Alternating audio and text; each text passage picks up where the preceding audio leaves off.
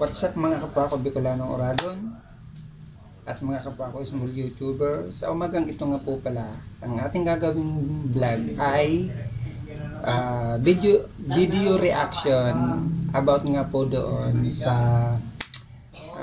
viral video ni Brenda Mays at ni Ian Rances ng Pinoy Big Brother nga po mga kapatid. About to doon sa kulitan nila ni Brenda May sa loob ng PBB. So mga kapatid, bago natin pagpatuloy ang ating vlog sa umagang ito, intro po muna tayo mga kapatid. Let's go! Yeah!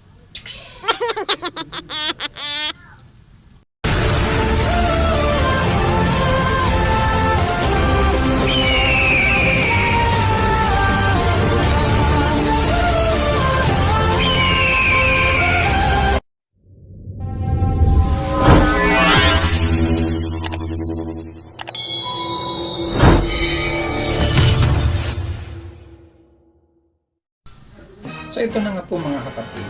Pag-usapan po natin mga kapatid ang tungkol kay Brenda Mays at kay Ian Rances ng Pinoy Big Brother. Po kasing nagbabas kay Brenda Mays dahil daw po si Brenda Mays ay naging mapangahas ang kanyang mga tanong kay Ian Rances.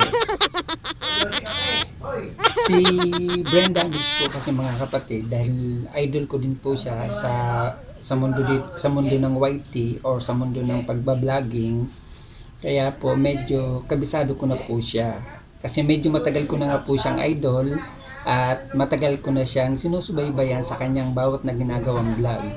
Si Brenda Mays po mga kapatid ay ganun lang po talaga siya magsalita, sa way ng kanyang pagsasalita, sa way ng kanyang pag-approach sa kanyang mga nagiging kaibigan o nagiging mga kasama. Sadya lang po talaga si Brenda Mays na medyo mapagbiro at sadya lang po talagang mahilig makipagharutan. Pero mabait po siyang tao at higit sa lahat, maayos po siyang makitungo sa mga taong pumupunta sa kanya, lalo sa kanyang bahay at nakikipagkulab sa kanya. So ito na nga po mga kapatid ang kanilang harutan, ang kanilang biruan sa loob ng Pinoy. So mga kapatid, dahil sa wala po tayong video na ipinakita, tanging mga picture lang po ang aking ipakikita sa inyo.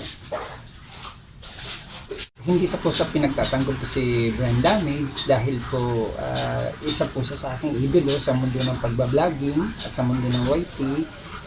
Mabait po siyang tao, sadyang ganun lang po talaga siya magsalita, pero napaka-supportive po. Dahil isa po ako sa mga taong naka-subscribe nga po sa kanyang YouTube channel at nasusubaybayan ko nga po lahat ng kanyang vlog kahit nung pag-uwi niya po sa kanilang probinsya sa Cagayan de Oro.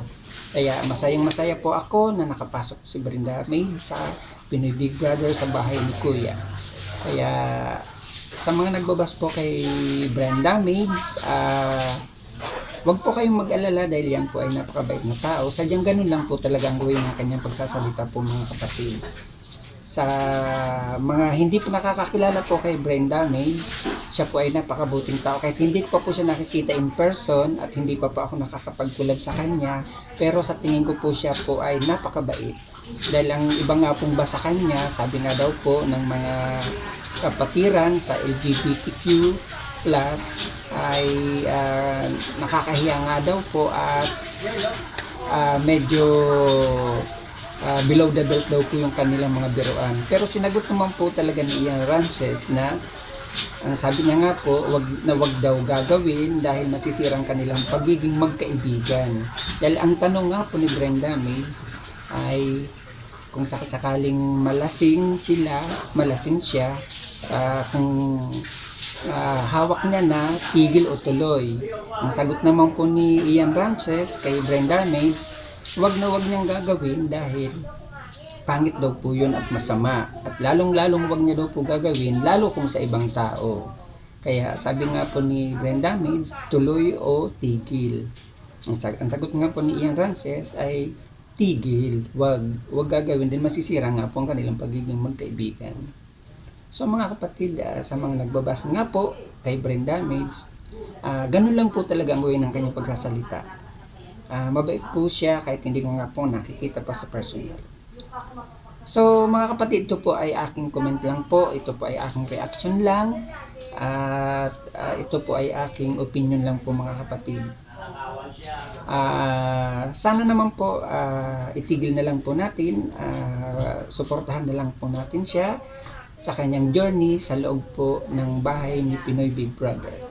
So mga kapatid, hanggang dito na lang po tatapusin ko na ang aking vlog. Huwag niyo pong kakalimutan na i-subscribe ang aking YouTube channel, Ricky Uragon Vlog. Paki-like, paki-share at paki-pindot na rin po ang notification bell para updated po kayo sa aking mga susunod na gagawing videos. Bye-bye! God bless you!